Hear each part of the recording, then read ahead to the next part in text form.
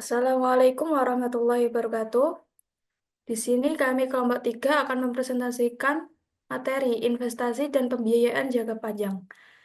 Sebelumnya, perkenalkan anggota kelompok kami dengan saya sendiri, Aulia Firdausia, dengan NIM 2022-53099. Selanjutnya ada Anissa Handayani dengan NIM 2022-53113. Selanjutnya ada Yutiania Nesiha dengan NIM 2022-53123 dan Syafira Salsabila dengan NIM 2022-53125. Selanjutnya, selanjutnya ada pengertian pembiayaan. Pembiayaan adalah proses penyediaan dana atau sumber daya keuangan oleh suatu pihak kepada pihak lain untuk memenuhi kebutuhan tertentu, baik dalam bentuk operasional, investasi, dan pengembangan bisnis atau kebutuhan lainnya. Selanjutnya ada jenis-jenis pembiayaan. Jenis-jenis ini ada dua, yaitu pembiayaan ekuitas, pembiayaan utang. Dengan pembiayaan ekuitas ini, perusahaan dengan menjual saham kepada investor, dan pembiayaan utang ini perusahaan meminjam dana dari pihak ketiga seperti bank, lembaga keuangan, atau investor, dengan kewajiban untuk membayar kembali pokok utang beserta bunganya dalam jangka waktu tertentu. Selanjutnya, ada pengertian investasi jangka panjang. Investasi jangka panjang adalah upaya untuk mengalokasikan dana perusahaan ke dalam proyek-proyek yang bertujuan untuk menciptakan nilai tambah yang berkelanjutan. Selanjutnya, saya akan menjelaskan metode, yaitu menilai kelayakan investasi jangka panjang. Yang pertama ada payback period, yaitu metode yang digunakan untuk menghitung waktu yang diperlukan untuk mengembalikan investasi awal yang telah dikeluarkan dalam suatu proyek. Payback period ini juga mengukur berapa lama perusahaan akan mendapatkan kembali uang yang telah diinvestasikan sebelum mulai memperoleh keuntungan bersih. Ada dua kemungkinan di dalam payback period, yaitu yang pertama, semakin cepat perusahaan mendapatkan kembali investasi awal, semakin rendah resikonya karena dana yang dikeluarkan dapat segera kembali. Lalu, kemungkinan kedua yaitu jika periode pengembalian lebih lama, proyek tersebut dianggap lebih beresiko karena perusahaan harus menunggu lebih lama sebelum mulai menghasilkan keuntungan. Di sini ada rumus payback period, yaitu rencana investasi dibagi dengan pendapatan bersih tahunan. Selanjutnya, ada net present value atau NPV, yaitu NPV ini dihitung dengan mendiskontokan seluruh arus kas yang akan datang ke nilai saat ini menggunakan tingkat diskonto yang sesuai, seperti biaya modal perusahaan. Di NPV juga ada dua kemungkinan. Yang pertama, jika NPV proyek positif, artinya nilai yang dihasilkan proyek lebih besar daripada biaya investasi, sehingga proyek tersebut dianggap layak dan menguntungkan bagi perusahaan. Kemungkinan kedua yaitu jika NPV negatif, proyek tersebut juga tidak layak karena diperkirakan tidak akan memberikan keuntungan yang cukup untuk menutupi biaya investasi yang dikeluarkan.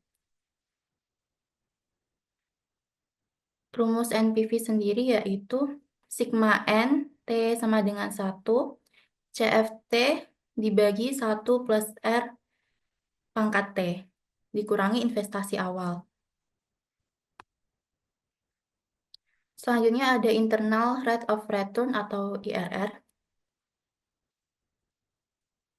IRR ini menggambarkan tingkat diskonto yang menghasilkan arus kas masa depan yang dapat menutupi biaya investasi awal.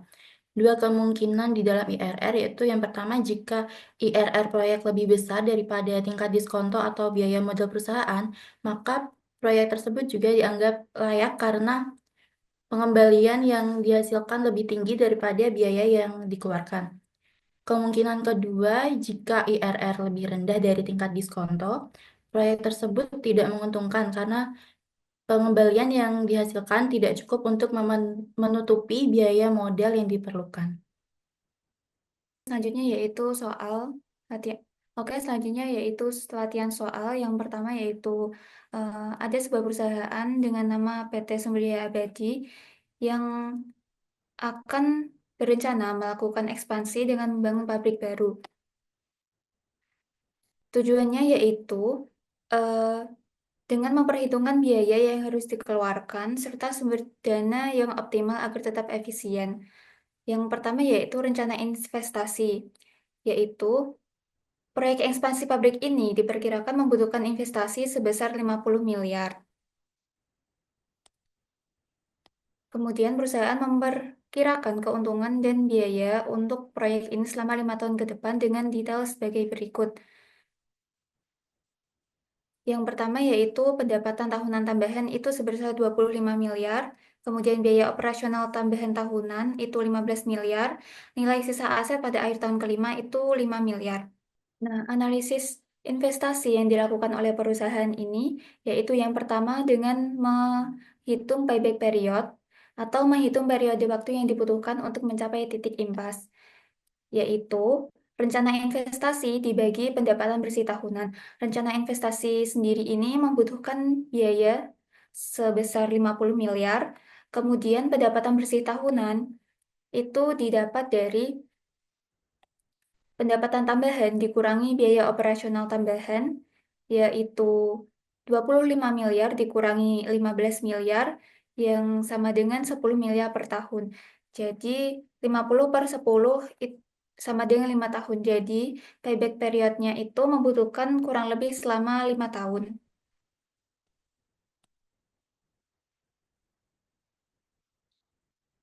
Selanjutnya yaitu menghitung NPV, yaitu rumusnya NPV sigma N T sama dengan 1 CFT per 1 plus R pangkat T dikurangi investasi awal. Pendapatan bersih tahunan ini sebesar 10 miliar, kemudian T itu per tahun, R-nya tingkat diskonto itu 10% yang dibuat desimal menjadi 0,1 0,1. Kemudian investasi awalnya 50 miliar, payback period yang didapat tadi itu sebesar 5 tahun, kemudian sisa aset tahun kelima sebesar 5 miliar. Kemudian pertanyaannya, berapakah NPV untuk proyek ini? Apakah investasi ini layak dilakukan?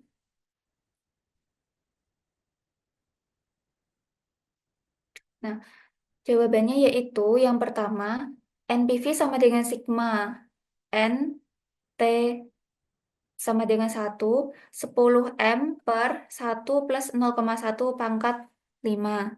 Kemudian ditambah nilai eh, sisa aset pada akhir tahun kelima yaitu sebesar 5M per 1 plus 0,1 pangkat 5 dikurangi 50 M.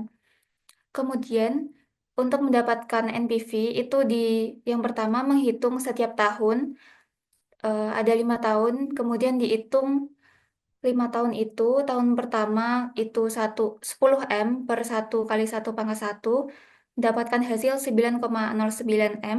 Kemudian tahun kedua mendapatkan 8,26 M, ke tahun ketiga 7,51 M, tahun keempat 6,83 M, kemudian tahun kelima mendapatkan 6,21 M, dan nilai sisanya yaitu sebesar 3,11 M. Kemudian dijumlahkan semua dari tahun pertama sampai tahun kelima, kemudian ditambah nilai sisa dan dikurangi 50, yang hasilnya yaitu sebesar min 8,99 M. Kesimpulannya, proyek ini tidak layak jika menggunakan tingkat diskonto 10% karena NPV mendapatkan hasil yang negatif, yaitu sebesar min 8,99 M.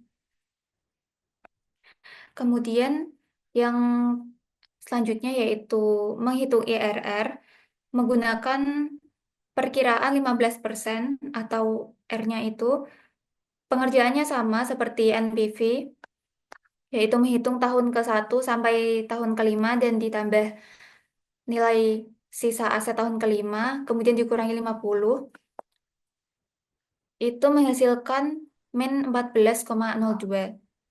Kesimpulannya, proyek ini memiliki NPV sebesar min 14,02 pada tingkat diskonto 15%, yang menunjukkan bahwa nilai arus kas yang dihasilkan lebih kecil dari investasi awal. Dengan NPV negatif, proyek ini tidak layak secara finansial dan tidak memenuhi syarat untuk dilanjutkan. Baik, di soal selanjutnya yaitu latihan soal nomor 3, dari yang sudah dipaparkan tadi bahwa pembiayaan itu ada dua, yaitu pembiayaan ekuitas dan juga pembiayaan utang. Nah, di sini akan menghitung mana yang lebih baik diambil, apakah pembiayaan ekuitas atau pembiayaan utang untuk mengambil biaya modal dalam suatu perusahaan. Nah, untuk perhitungan pembiayaan ekuitas, di sini diketahui modalnya itu yang diinginkan 50 miliar dan biaya modal ekuitasnya sebesar 12%.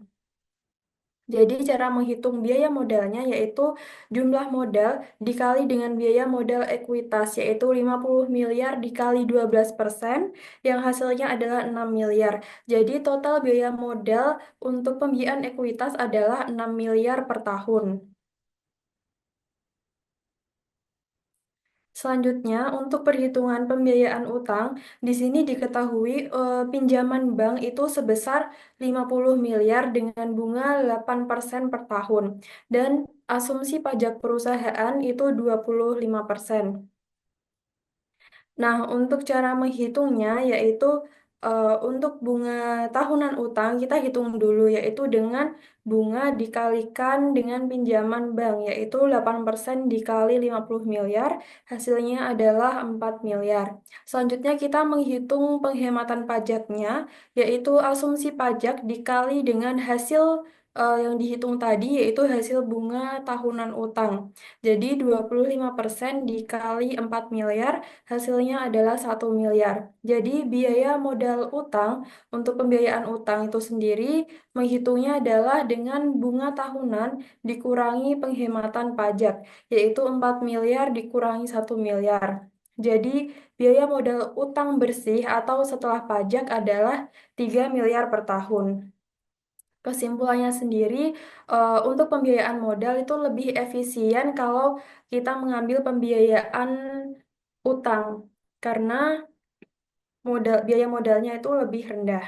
Nah, soal selanjutnya, soal nomor 4, yaitu jika memilih pembiayaan utang, bagaimana pengaruhnya terhadap laba bersih perusahaan setelah memperhitungkan penghematan pajak.